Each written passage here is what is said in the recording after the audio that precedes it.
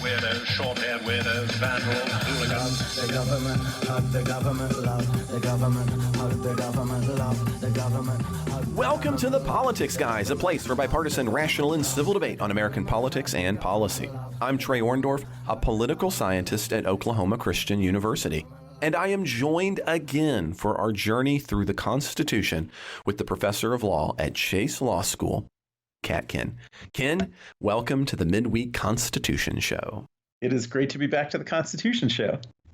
I'm going to be honest, this has been one of my absolute favorite things to be doing over the past year change. Yeah, I agree. It's actually, I feel like I have a much deeper reservoir of knowledge to draw on when we're talking about the Constitution than when we're talking about the news of the week. So it's fun. Well, it's also fun because, again, this is completely your wheelhouse, and particular areas of it are my wheelhouse. So I both love to get to be deeper. And then there's been a couple of times where you've done things and I've thought, oh, I have to know more about that. So, I love that too. And so that's been a lot of fun.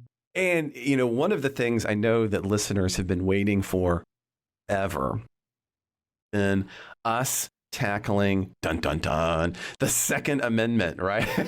Yep.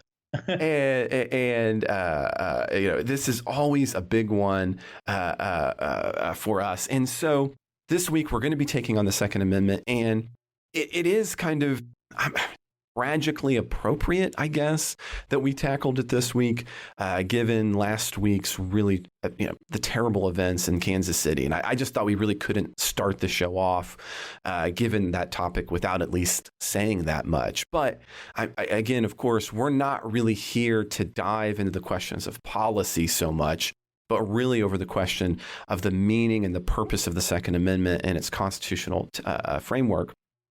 But of course, in some ways, policy and text are maybe at their most intertwined, Ken, in the Second Amendment in the way that this happens. So I'll just start, like we always do, with reading the actual text of the Second Amendment, which is not long. And it says this, quote, "A well-regulated militia being necessary to the security of a free state, the right of the people to keep and bear arms shall not be infringed." Now, although written decades ago now, law scholar Robert Schwalb, I think, really kind of encapsulated the issue of the Second Amendment. And as he puts it, he said, scholars long thought of this as being defunct and unused, in his words. But in society at large, he says, there's really been kind of two different popular interpretations of it. One focuses on the individual's rights and privileges and adamantly contends that the phrase, quote, "the right to bear arms," end quote, is the essence of the amendment. And then you have those of a more restrictive policy emphasis, and they're going to place the focus on collective rights and on the communal responsibilities of the phrase, and stress, quote, "well-regulated militia." Now, we have had on this show individuals, such as several years ago when I had the chance to interview Alan Lichtman for his book, Repeal the Second Amendment. And Ken, I won't forget it because after the interview, Mike thought I didn't push back enough. I was too open, maybe a little too liberal. I don't know. And so he actually also published a rejoinder to the interview, and maybe in some ways kind of outflanked me a little bit to the right in his own recorded response. So if you're curious about any of that, you can head back into the archives of the Politics Guys.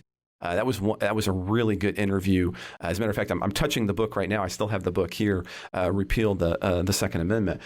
So the Second Amendment takes on a unique shape because there is this radical strain in some ways of American thought that traces to Locke, right? And when we first covered the Constitution, we covered this, right?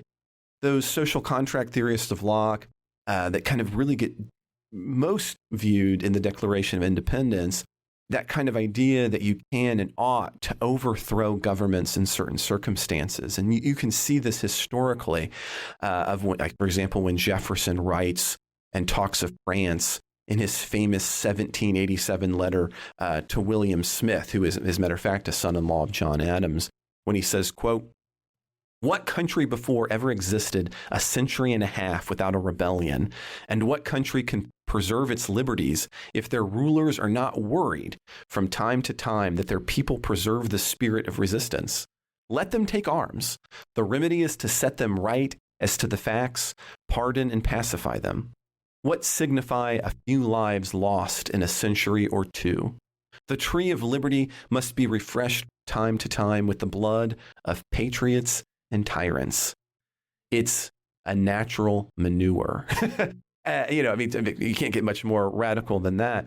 And this, I think, is kind of maybe the standard view of many of people who kind of broadly think of themselves on the right. They look to the items of the framers, and they look to things like Blackstone, who argued that, quote, the natural right of resistance and self-preservation, where sanctions of society and laws are found insufficient to restrain the violence of oppression, end quote. In other words, in his view, he goes on to call that weapons are an auxiliary right designed to support the core rights of things like resistance to opposition. Others in this view, and scholars in this view, are going to point to individuals like George Mason. When describing what a militia was, he replies, quote, I asked, sir, what is a militia?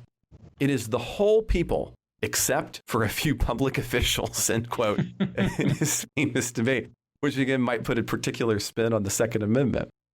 Now, like I said, that is, I think, the standard view for many on the right. They're gonna look to that. Now, as Lichman, I think he really sums this up really well. He says, look, it's that weird Second Amendment phrase in his terms, and he says, quote, tied together with a comma, end quote. And as he puts it, it's, quote, a collective, not an individual right to bear arms, end quote, in his book.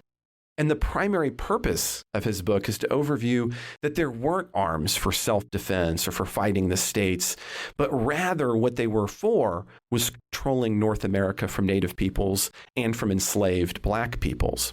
And so I think this kind of brings us to that view. And so more recently, of course, Ken, and then I'm going to set you loose on all of this, is we kind of get those two key modern cases that have come to define the Second Amendment. That's the District of Columbia versus Heller in 2008, where we have a split 5-4 ruling where the Supreme Court argued that the language and history of the Second Amendment showed it was that first view, that it protected a private right of individuals to have arms for their own defense, and not just a right for kind of maintaining a militia. The dissenters, of course, disagreed and argued that it's not really about inclusive of individual rights. It's certainly not barring the government, in their words, from banning certain types of firearms from urban areas. And this leads us to our most recent case, which is McDonald versus the city of Chicago in 2010, which then incorporated that right. So, I mean, Ken, that's a lot, but I hope I've set it up pretty well. What is your jurisprudence thought on the Second Amendment? Yeah, we're going to actually have to come up closer to the present than McDonald, because the Brune case last year is very important as well. Okay, well then bring us up to speed. Yeah, but we'll start earlier.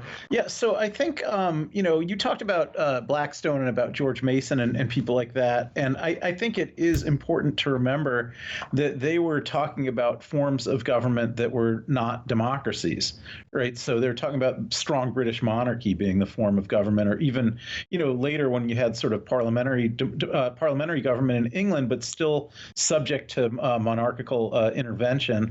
And so a lot of that kind of discussion about the need of the people to be able to overthrow a government that becomes tyrannical applies in contexts where the government was not an elected government, right? And I don't think that kind of talk fits very comfortably when you're talking about an elected government, because if you're talking about if we were talking today about should the people in Saudi Arabia have a right to bear arms so they could overthrow their strong monarchy, I would support that. But when you're talking about the people in America being able to do that, you're talking about a minority of people using force to overthrow a government that was legitimately, popularly elected by a majority of people. And I don't think that's a valid political principle that should be permissible. If the ballots are functioning right, then we shouldn't need to use the bullets to overthrow the government. I think it should be considered wrongful to do that. So I did want to kind of address the context for those early comments. Then, in terms of the early jurisprudence, yeah, it's interesting. So in the colonial period, including the post-colonial period, there were laws that I think there were no court cases yet, but there were just laws that historians look at that provide some grist for both sides of this argument. In colonial Massachusetts and post-colonial Massachusetts, there were actually laws requiring able-bodied adult men to purchase arms and to have arms, and there were also laws that required them to keep those arms in an armory and not to keep them at home. And so I think that sort of, on the one hand, if the government could compel everybody to have arms, that somewhat supports, the pro-gun view that people should have arms. On the other hand, if part of that same law is, and keep them in the armory, and then if there's an Indian attack or something like that, we'll all go to the armory and get our rifles, but don't keep them around the house where they're just going to cause accidents. That was all part of what you see in both the colonial and the post-colonial era.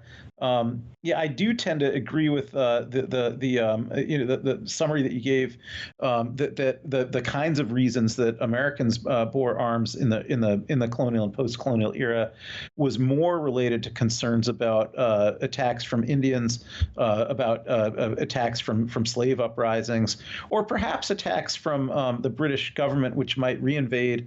In fact, did reinvade, right? So we had the War of 1812. Because the British government reinvaded after the Revolutionary War, and there were those kind of concerns. We'd had the French and Indian Wars, so there was even concerns that the French could invade from Quebec, or the Spanish could invade from the American West, which was then Spanish territory. So I think there were various national security concerns that gun ownership was meant to address. I don't think it was very part of early American thought at all that it would be legitimate to use guns to overthrow the democratically elected government that we created in our Constitution.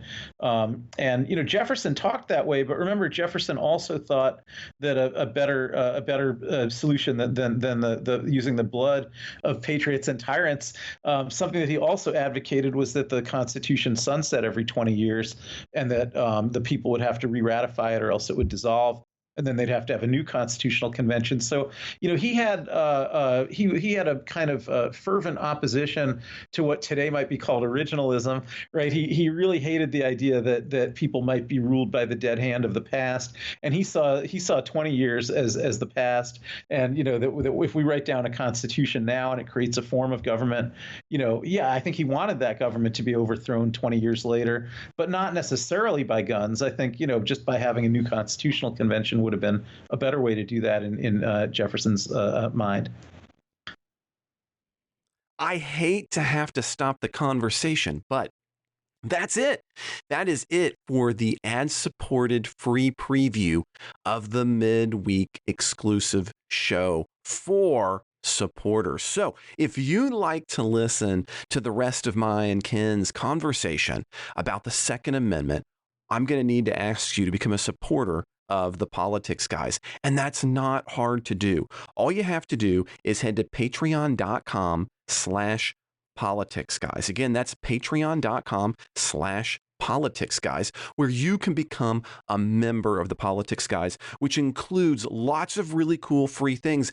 But that means this show. It also means this show without ads. It also means our weekend show without ads. It also potentially means other really cool things like access to our supporters only Discord group. I would love to be a part of that. I would love to be interacting with you on a weekly basis. So if you want to make that possible, again, I need you to head to patreon.com/Politics Guys. And there you're going to see all the different levels of support. Pick the level of support that works for you with the benefits that you need that include this show. Also, don't forget there's other ways to support the Politics Guys. If you don't want to be on Patreon, we're on Venmo, where we're at Politics Guys. You can also support the show through PayPal. All of those links are in the show notes. Scroll on down, or if you like to put things into your web browser, head to politicsguys.com/support. Now, if you'd like to get the rest of our exclusive supporters show, well, and you're just not in a position to financially do that, please reach out to us at mail@politicsguys.com so that we can get you set up. I certainly understand what it's like to be on a fixed income. Now, for everybody else, if you want to get all those really cool goodies, again, patreon.com/politicsguys. Now, whether you're a supporter or not, it is everything for you to rate this show and leave reviews, whether it be on Spotify, Apple Music, or wherever you listen to your podcasts. So please take just 30 seconds right now and just hit those star buttons for us. That makes all the difference in the world. If you've got a question, comment, correction, or anything else you'd like to share with us, you can reach us at mail@politicsguys.com. We're also on Facebook and X, and you'll find all of those links in the show notes. The Politics Guys is only possible because of the executive producers, and those are Bruce Johnson, Wilma Marino, Daniel Toe, Ryan Beasley, and Don Oglesby. We'll be back with a new episode this weekend. I hope you'll join us.